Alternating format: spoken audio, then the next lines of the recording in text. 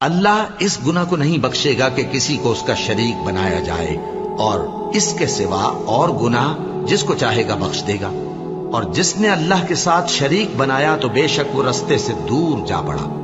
یہ لوگ اللہ کے سوا جو پرستش کرتے ہیں تو کچھ دیویوں کی، اور پکارتے بھی ہیں تو شیطان سرکش ہی کو، جس پر اللہ نے لعنت کی ہے، اور وہ اللہ سے کہنے لگا میں تیرے بندوں سے غیر اللہ کی نیاز دلوا کر مال کا ایک مقرر حصہ لے لیا کروں گا،